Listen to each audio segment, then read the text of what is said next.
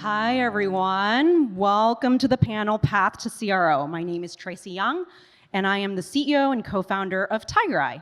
Today's talk aims to equip everyone with practical advice to navigate their journey to the CRO role. So please join me in welcoming Erica, CRO at Notion, LB, former CRO at Front, currently president at Lattice, and Jane Kim, former CRO at CircleCi. And yes, can we just take a moment also? This is 3 badass women executives who have created meaningful outcomes at their company. And I'm just gonna speak for them. I don't even know your stories, but I know it was freaking hard for all 3 of you guys. So let's take a moment and celebrate these women with me. Thank you. So all of you guys took very different paths to becoming a CRO, and you obviously bring with you a ton of experience. What is a key decision or event you made that shaped your career? And we'll start with Jane. Wow. I like to think that there were many sort of twists and turns along the way, but one key decision for me actually was, so I actually worked in finance before I transitioned into tech, and when I was in finance, I did the biggest deals as an individual contributor. Every deal I did was a year-long, 18-month cycle, millions of dollars. But then when I decided to transition into technology sales, I started actually as an SMB sales leader. So never been a manager, never did SMB sales, and that probably was the most important decision in terms of giving me, well, 1, the management experience, but 2, just trying to have a better appreciation of the different types of deals, the different types of segments, the different types of salespeople that you would work with along that, and getting that level of exposure was really great. It was also sort of starting a little bit at the bottom and working my way up was also a great learning experience of how to make that work. So that's what I would say. Mm-hmm. What about you, LD? Yeah, I might share 2 kind of pivotal moments, if you will. So the first one occurred when I was at LinkedIn. So I was an account executive back in 2009. So LinkedIn was a very different company at that period of time. And I'd always imagined getting into sales leadership. And I thought that would come in the form of running like a SMB or mid-market AE team. And I'd sort of work up from there. And I was approached by the gentleman, Brian Frank, who ran the sales operations team at LinkedIn. And he came and tapped me and said, hey, would you be interested in building out our first SDR, BDR organization? And my first reaction was like, no. Because I imagined jumping into leadership in sort of a full cycle capacity. And I had just always understood that to be my path.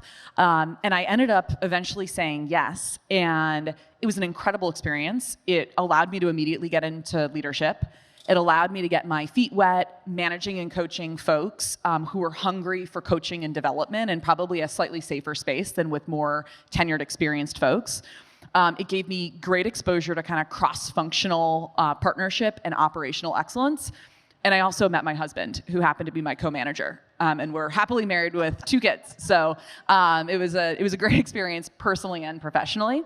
And then I would say my second one was making the decision to leave a fairly scaled role leading 200 plus AEs at LinkedIn to join a smaller stage startup. And it was sort of that moment of, hey, do I want to continue to build a career with tons of learning and opportunity at this point it was 2016 and LinkedIn, had grown substantially, and stay in a more kind of structured, at scale, larger corporation environment?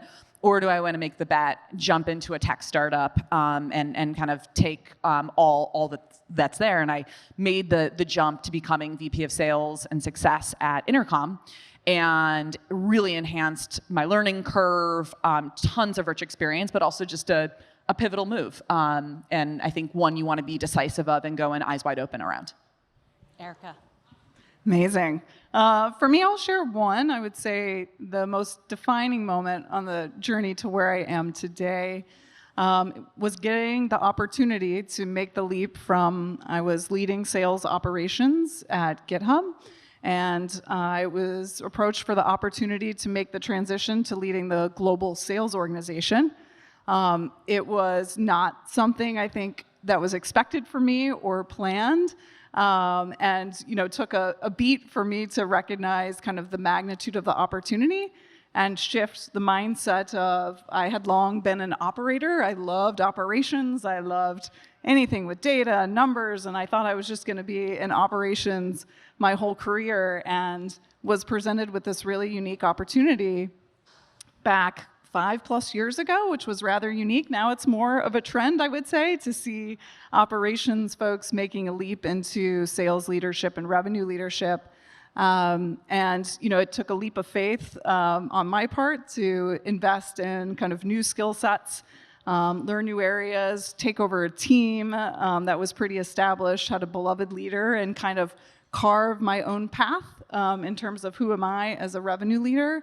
I learned the greatest lessons in those first couple of years about myself and who I eventually became now that I'm at Notion as a CRO as well. So let's double click in there. I mean, very different muscles being on the sales ops side to being a quota carrying sales leader. What was the hardest part about making that transition? The hardest part was, just the mindset, like kind of reshifting, developing that empathy for, I was so used to operating in like the science, as an operations person, especially sales operations. I thought very much that like everything could be solved always with like process and numbers. And I think I really had to lean into being empathetic to, there is always art that exists no matter what. And there is a lot of art in sales. I believe a lot of it can be data-driven and science-oriented, but I would say that was, one of the critical things I had to challenge myself with, is to develop that empathy for the art. I had to get out there and learn what it meant to be a quota carrier and kind of prove that I could understand that, since it was unique that I had not, grown up in my career with that experience. I leaned on, I had a great, surrounding set of leaders and peers that were very helpful in kind of helping me make that shift, go learn about what it means to be a quota carrier, and kind of, leave behind some of the ideas that I had around that. Yeah, thank you. Jane, talk to us about the importance of mentorship. None of us would be here without help from others. So who is one person that comes to mind that's helped you along the way? Yeah, that's a great question. I do believe so much in mentorship. I think absolutely. There's no way that I'd like to be able to stand here in front of all of you and tell you that I got to where I am entirely on my own, but that absolutely isn't true. But mentorship can be tough, especially if you come from maybe a non-traditional background or a underrepresented background. As a Korean American woman, starting out in finance and then, technology sales about 15 years ago, there weren't a lot of people that looked like me. So finding mentors that I felt really understood my experience was a little bit tough. But that's one thing I'd say about, and I have somebody absolutely I'll talk about that made a huge impact. But I think one of the key things about mentorship is that it shouldn't actually be one person. I think the best ways to build mentorship is building a community, a network of people that can support you in different ways, right? That can help you support you in the moment that you're at now, or the situation that you're in, or the transition you're trying to make.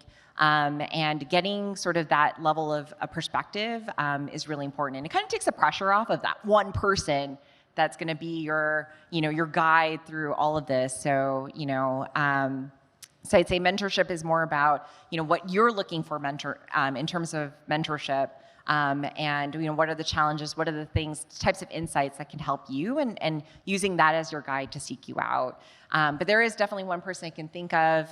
She was at the time the general counsel of the company I was at, and wasn't really necessarily a fit from the first viewpoint you think of. It's not like I was trying to climb the corporate legal path.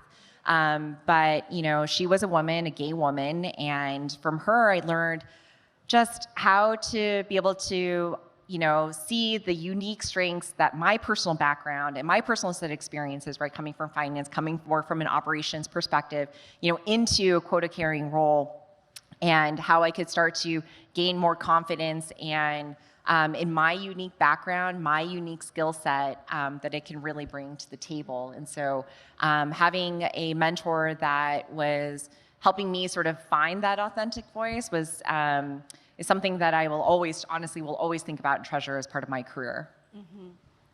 LB, you have had the classic sales leader career path. You know, you were like frontline salesperson, ran the SDR team, frontline, second line, third line, CRO. Did you always know you wanted to be head of sales? Like, this is what you want to do in life? I think kind of yes. I mean, so when I was, my parents are both attorneys. So when I was young, I wanted to be an attorney, and then briefly in college, thought about the finance path. But once I got into sales, I loved the competitiveness of it. I loved the meritocracy element of it.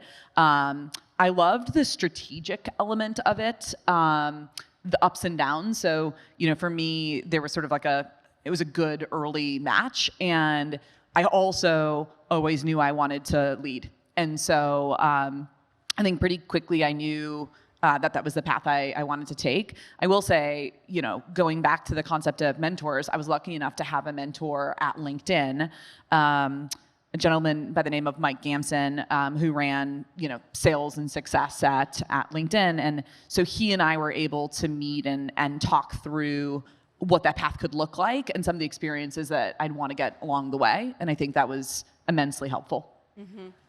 There's folks in this audience who also want to be the leader. What's your advice for them? So a couple things I wish I had done more of. So as you mentioned, I had a classic path, and then I went like IC into manager and various sort of levels of leadership. I think I could have been more prepared to be a VP of sales or even a CRO and beyond if I'd actually had a little bit more intellectual curiosity outside of my core role. So I was always really focused on making sure that I was a good manager, leader, set vision, held a high bar of performance, wasn't afraid to make the tough calls, made sure the team was rowing in the same direction, hit numbers, always helpful in sales. And like stepping back, especially at my time at LinkedIn, there's more I could have done. I always worked with sales ops closely, but I could have pulled up beyond some of the core capacity modeling to better understand and get more financially fluent earlier. And that's something I had to kind of learn on the job at Intercom and then Front.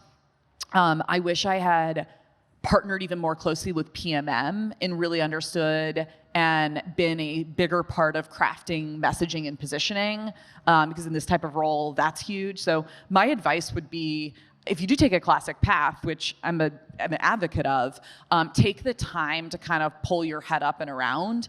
And when you're in a position that you feel like you're operating well in, take the time to go out and learn some of the other components around you, because it'll make you a better holistic leader. Mm-hmm. McKinsey recently put out a report that startups today are hiring CROs earlier than before, which makes sense because there's all this pressure for growth, so why not hire the person and make them responsible for it? But it's a hard job, as you guys know. There's lots of natural tensions in place, which is why you're suggesting that build relationships, understand other folks' roles. There's just natural tensions, I think, with like sales and marketing and sales and engineering and sales and product. And so this is a question for all of you guys. We'll start with Erica. Describe your worst day as CRO. Worst day, yeah. I mean, often I would say the highs and lows always have to come, for me, it's usually involving like the people on your team. I definitely have had some bad days of like, wow, we're not executing as we need to, and I'm disappointed in myself, or we're not achieving the growth we want. But I think often like the worst day is when people I really care about, are either leaving the business, or they're struggling, or they don't feel like they have what they need, is usually like those moments when I come home and I'm really upset and I'm talking about it at the dinner table with my husband. It's usually about the people, and it's about usually probably someone leaving the team or someone not feeling like they can be successful within the organization is like my worst day. Yeah, hitting here. Jane, what about you? I would absolutely echo that. I think in this last 12 months, at least, there's been a lot more disruption in our industry than we would like. So anytime that you are I think the worst day absolutely is any day that you have to face a layoff. Making those hard decisions about the future of the company versus just these amazing people that have invested in the company's success and where you've invested in their success, and that is always extremely hard. And I've been on both sides of it. I've been on the side where you're making the hard decisions, and I've been on the side where I was being let go. And so I think that's really, really tough. I think, the ability to make kind of the tough decisions, even if they may affect people that you admire, that you respect, and that you love, is always really difficult. I think another tough moment, so it's hard to say which day, but tough moment is when you realize that you've made a mistake, that you've made a decision, right? Sometimes being a leader means making those tough calls and saying, we're going to go in this direction, not that one. We're going to go after that segment, not this one. We're going to go into this market, not that one. And if those decisions don't pay off, people, customers are all affected by that. As a leader, how do you get past oh my God, this is the thing that I did, to, okay, how do we continue to build the business? How do we continue to keep the ship moving in the right direction? And learn from those mistakes along the way. LB? Yeah, I would +1 to Erica and Jane, but maybe just to add two other kind of tough moments, because it's hard to isolate to like the worst day. I mean, I think I've had some bad days and I've had some awesome days, and you have to live for the awesome days. The two kind of categories that to me create bad days are one, and I think this is implicit in this role, any time where you really have a lot of optimism around the numbers and you just really feel good about getting to that forecast or that plan, and then you get surprised and you have to take down the number. It's just a shitty feeling. There's great learnings that come from it, and I think in this type of role, if you're working at early stage tech startups, you tend to take on ambitious numbers and go for growth, especially across the last decade. So it shouldn't be foreign that you're not always going to get to that target, but I still think it never feels great, especially in those moments where it felt like you were headed in a different direction, and then conversion rates take a downturn, or whatever circumstances happen. And then the second is I take pride and love having a really strong sense of team, particularly within my direct reports. And I've had the opportunity to work with some of the folks that are currently on my team in previous lives, and I take that relationship really seriously.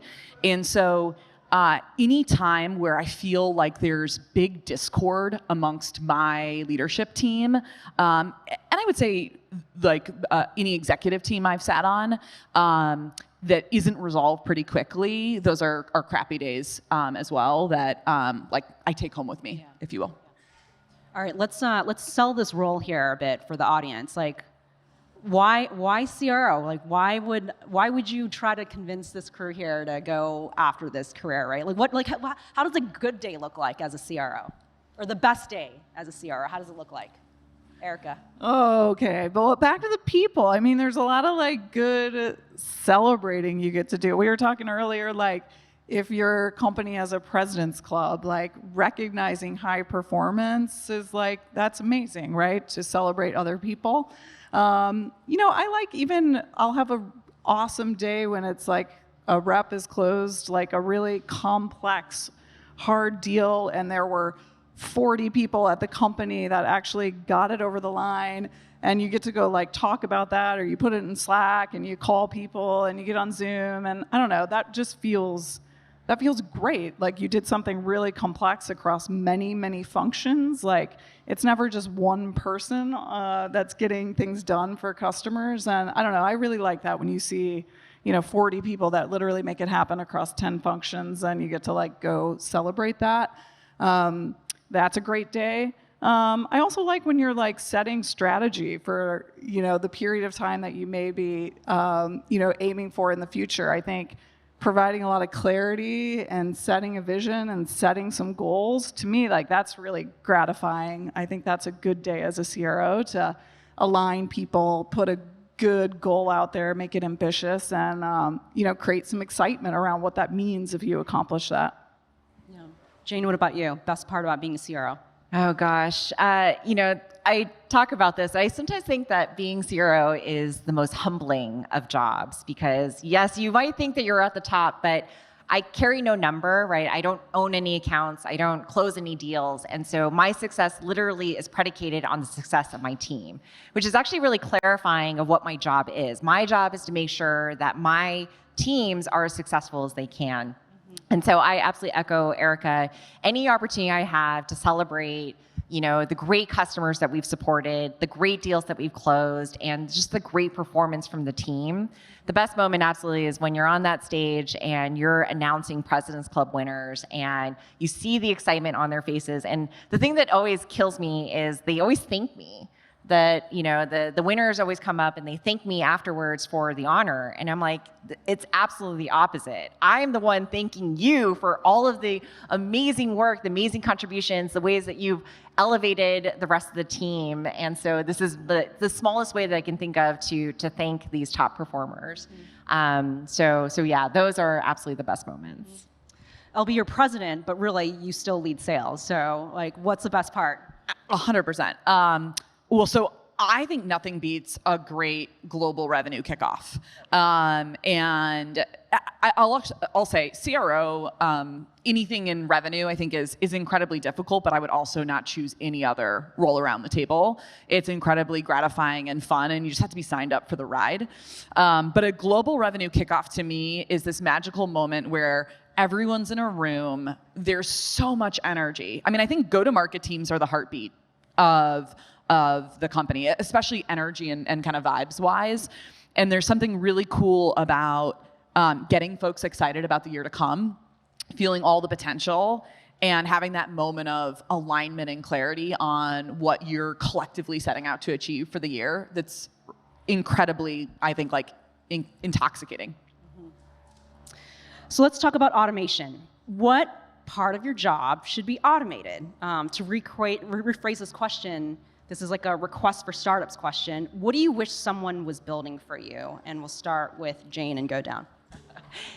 Oh my gosh. Number one, absolutely, is insights. The amount of time, and I say this as somebody who has been deep in operations in the past, but the amount of time that I spend trying to get the right set of data, the right reports, the right view of what I need, versus the amount of time that we're actually gleaning the right insights from that absolutely should be better automated, and something that is necessary because, what I tell my team all the time, lead an organization. I've led organizations of 200, 300 people, but I'm still only one person. I have only one set of eyes, one set of ears, and there's only so much that I can see for myself. And so I need to be able to rely on my entire network. I need to rely on the billions of data points that we now all sit on, right? This is great in terms of data, but also the challenge. And so I can only make the decisions, right? That's my job, is to make decisions. I can only make the decisions with the best information that I can possibly have. And so it puts the imperative on making sure that we get that. I need the feedback. I need to understand what's happening out in the field. I need to understand customers' sentiment about, our product or, the market that we're going after. And so the ability to be able to gather that in a way that is not just gathering it, but gathering in a way that's insightful, I think is so hard, and absolutely would be something that would, I'm sure, give any of us a major leg up as we, have to make those tough calls. Elby. I think the really short answer is in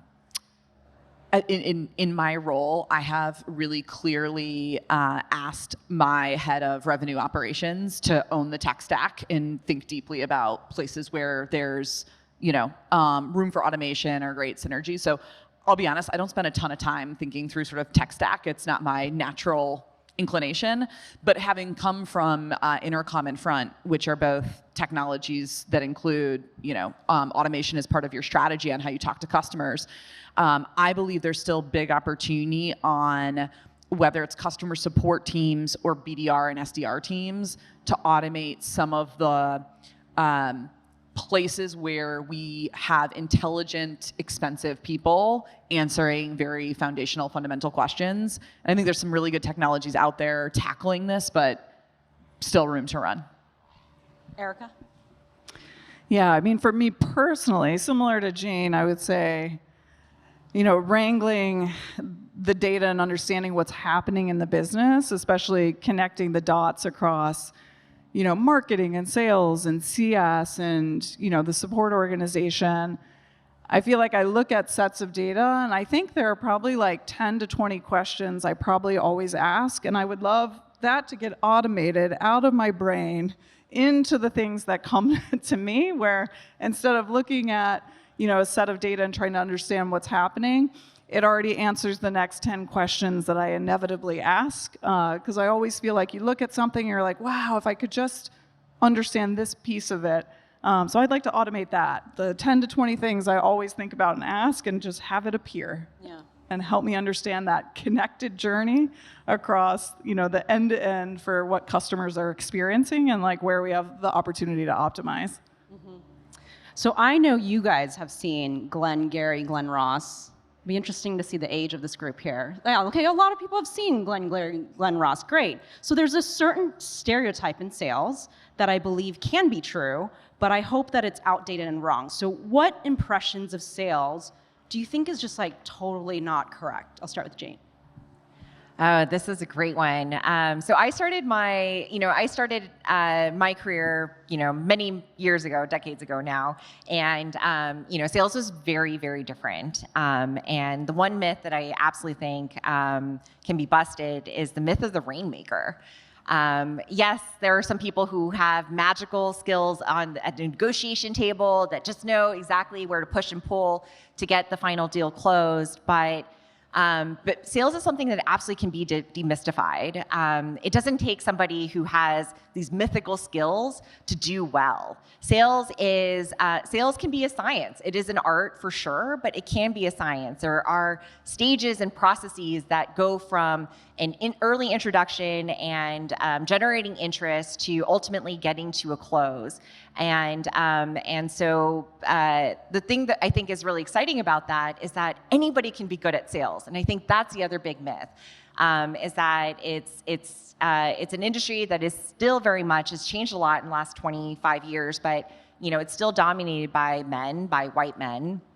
And that doesn't have to be the case. Sales is something that every person can learn to do and can be good at, because it takes data, it takes being empathetic, it takes communication skills, it takes getting savvy with presentations, with data, and I think all of that is really exciting, because those are all things that you can break down and learn to become that ultimate top performer, that ultimate closer, and it's not this mythical set of skills that you're innately born with. LB? I think the one that always really gets me is that sales folks, or specifically sales leaders, are like independent operators out there for their own best interests. I think that the vast majority of individual contributors are there, especially I feel like in this current workforce generation, are there, yes, to do really well and certainly make great money and earn the President's Club ticket, et cetera. But I do really believe that a lot of them are also motivated to see the company be successful, to see their peers be successful. And I think you can also cultivate that culture. And then as a sales leader, one of the things that was really instilled in me at LinkedIn is you actually don't want to show up as a sales leader, which also tells you about some of the like pejorative connotations of a sales leader. You want to show up as a business leader. And so I think the most successful sales managers, leaders are always showing up not to the table thinking about like their own team's interests or how they blow past their number, but really always in service of building the best, most sustainable, efficient business possible. And to me, that's always been really important. How I show up as a leader, I really want to be known as a holistic revenue or business leader, not as someone who's going to be protecting my interest or my team's interest ahead of the company. Erica? Yeah, I would say, sales is very strategic. And I think like sometimes I hear people talk about sales and not that way. And to me, the best reps and the best teams, they're really kind of like the CEO of their territory. They're like running a business. They're thinking about their customers and their accounts in a very strategic way. And they're doing that by engaging in a team sport. As I mentioned earlier, like none of this happens with one person. It's everybody at a company across many different functions that gets things done for your customers. And that's very strategic. You have to connect a lot of dots, the right dots. You have to influence. You have to collaborate well. You have to actually identify, what's going to get you over the line for customers. And that's very, very strategic. And so that's what I would say that I think gets underestimated. I guess one other quick, I've never given out a set of knives for second place. All right, last question, and then we're going to open it up to the audience. What's a piece of advice that you would give yourself 10 years ago? Anyone can take this one first. I'd love for all of you guys to answer. I'd say the biggest piece of advice I would give is kind of going back to what I was saying before. Like, there's a part of being a sales leader that you think it's just about the number. And don't get me wrong, hitting the number is pretty important. But what I found to be more important as a CRO is how do I build and develop a team? And more importantly, how do I build and develop leaders? I want all of my teams to achieve the goals that they want in their career. And for me, sort of shifting my focus from just the deals and the number to then shifting focus on the organization and the leaders that we're building and the skills that we were developing within the team as being more important for the future success of the business and frankly, more important for the future success of those individuals. And so that's really something that I feel like I wish I knew that earlier because then I could really kind of focus on, the areas that we're going to make the most, that we're going to have the highest amount of leverage and the most amount of impact is sort of understanding the people aspect and cultivating that.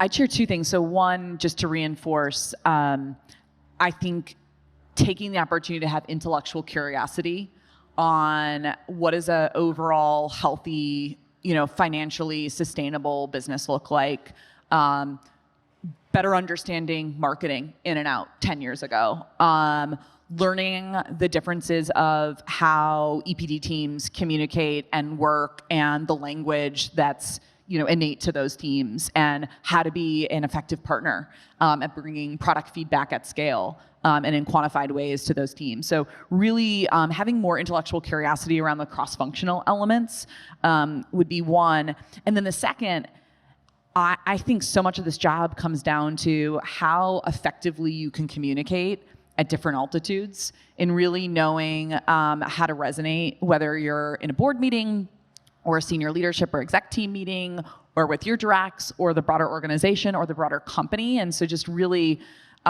continuing to be intentional about developing those skills and thinking through how to tell the right stories and the right narratives across the right audiences. Yeah, mine, like thinking back on the careers maybe more broad, I would say early in my career, I feel like it was often said, like, you'll work hard and you'll get recognized. And, 20 plus years ago, I kind of took that to mean like, be quiet and be patient and your time will come. And I think, how I've ended up where I am today is because there have been points in time where I couldn't do that and didn't do that. And I had to ask for something, ask for an opportunity because I could see where I could have impact. And that changed my trajectory. And I have a friend, like a very wise person I worked with for a long time, that she has a really good analogy for it. It's sometimes there's not a seat at the table, but you need to pull up a chair. And I think it's just like recognizing you can do that and picking those opportunities, can change your career trajectory and, did for me, to end up to where I am today. I love that image of just like, oh, I don't have a seat at the table. My kids know how to do this. They're just like drag a chair across and like sit themselves down where their parents are. Look, these are 3 growth stage sales leaders who have created incredibly meaningful outcomes for the companies I've worked for. I'm going to open up the questions to the audience now. This is your chance to get to ask them anything. We've got one brave person walking up. Oh, 2 brave people. First of all, thank you for all of that. My question is, where do you go to continue your own personal and professional development? Are there certain podcasts, books, things you are really interested in? Because I find for myself, it's hard to keep up with all the MarTech, all the changing patterns, trends, and it's sometimes like information overload. And so just curious where you guys go to kind of continue your professional development. For me, I love podcasts. So like I will consume a lot of podcasts, and I try to pick things that like are relevant for that particular time. Like, oh, I'm struggling with this piece. Like, how do I think about these benchmarks, or whatever it may be. And so I consume a lot of podcasts, and then it's been great. I've met 3 fabulous women leaders. I lean on my network a lot of just like picking the brain and like having a few of those thought partners that when I've got something meaty on the docket that I can go to that just have a different set of experiences or have lived through it. So those are my 2, podcasts and then my network. I was going to say, I think there's a couple thought leaders in the space that I try to follow and kind of intentionally seek out. And whether I agree with all of their thoughts and theories or not, it's a great way to kind of challenge myself on my own philosophical beliefs and how they play out. I'm also a big believer in networks. Actually, Jane and I met through a networking group for kind of women revenue leaders. And then I also am a big believer that learning comes from all different directions in the role that you're in. I often feel like I get these inspirational moments with like my directs or people on my team, cross-functional partners. And so I think sometimes there's a misperception that you can only kind of learn top down. And I have been a big beneficiary of learning from a ton of different people at all different levels that I've worked with and finding inspiration moments across all different levels as well. I'll put a plug. There's a great podcast called Grit, and it comes from Kleiner Perkins, and they do a great job of interviewing different sales and business leaders, CEOs, and it's really all about talking about their tough moments. So in a lot of ways, I feel like those are the best learning moments, not through their successes, but through the mistakes and the things that they've learned. Next question, come on up. Hi, my question is about CRO compensation structure. Are there any best practices between base salary and How much do you guys all make? mix? Thanks. Maybe I'd answer this in a few different ways. I think variable versus base really will depend on stage of company, how you and your leader talk about the job and what's important in the job, and kind of set up that structure, and probably also vary on, CRO can be wide ranging in terms of, whether you're running sales or whether you have broader, functional remit. I would say traditionally it's going to be anywhere between 50-50 to, 80-20, depending on all of those different factors. I would definitely advise figuring out how to get benchmarking so that you can show up as a credible partner in an interviewing process, and like be a thought partner to whoever the hiring manager is, and advocate for yourself in a very data-driven way. That's something I started doing the last couple of years and have benefited from. As CEO, I wouldn't want my head of sales to have anything less than, let's say, half a point of equity, right? Ideally, I want them to have like a whole point of equity or more. Next question. Hi, founder of Marketrix. So my name is Hirosha. So basically, I have seen throughout, in terms of sales teams joining in, the point where they close the first deal, right? That's a point where they get the most of confidence, right? And then where they start driving things forward, right? So as sales leaders, like, what sort of advice would you have so that we can push the teams to get to that point as soon as possible? Thanks. Honestly, my advice is, in a lot of ways, honestly, just do what you can to get them to that first point. I think that getting to a new hire or a new sales team, I mean, for a new company, like getting your first win it's not just important for the revenue, but it's important psychologically. It's important for their confidence. And there's a lot of ways actually, whenever I build onboarding programs, we get time to first deal as being one of the key data points that we track. And for me, it's about just getting to the first deal. So I don't care if the discount rate is double what it should be, or if it's a really small deal, but what matters is that you get that first win, because that will be the watershed moment for all the other great wins that come behind it. So my advice is whatever it takes to get your team to getting that person to their first deal. I mean, within reason, but I would really push that to try to get that. The only thing I might add there is there's a fine balance between protecting your brand by having someone ramped enough to be able to well represent your company, whether they're doing discovery or a demo, et cetera. But then there's a onboarding program that's just like too long, where you're not getting someone like out there in the water learning how to swim. And so really spending time with your leaders thinking through that right balance, because you don't want to like throw someone on the phones day one and create a bunch of like really crunchy moments from a brand perspective, but and create like a bad customer experience. But I think if you wait too long, you can actually inhibit that confidence building moment. And I also believe some of the best learning just comes from making some small mistakes and learning on the job, getting those tough questions, and then, committing to like, I'm going to go find that out and never have to circle back to a prospect or customer again. I'm so tickled that Jack is standing there waiting to ask his question. I've got a question. Yeah, go ahead. Hi, Tracy. Hi, everyone. I'm curious to hear about how you think about your role as like the first team, sort of as part of the exec team, versus your role as like a revenue leader. And in general, there's like a lot of points where you're going to be in these decision-making rooms when you're sitting there with like the CEO, the head of product, head of people, where you're going to realize that a decision is going a direction that's not maybe helpful to like sales this quarter or even this year. And I'm curious what your mentality is in those situations when you're in the company sort of leadership seat, sort of like a general C-level leader relative to just being a sales leader. And maybe like, was there a moment in your career when you flipped from I'm a director VP to now I'm actually like really a company steward? Is it always a balance? Do you always take the side of like, I'm just going to speak for sales? How do you balance it?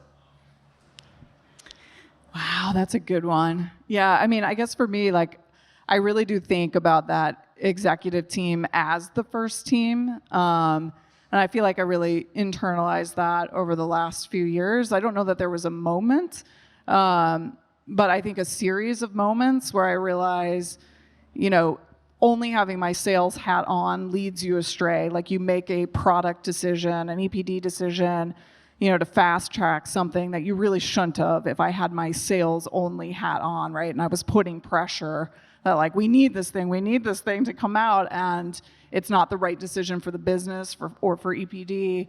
So for me, I think it's like, I really think of the exec team as the first team. I think my responsibility to my revenue leaders is creating an environment in which they are their first team.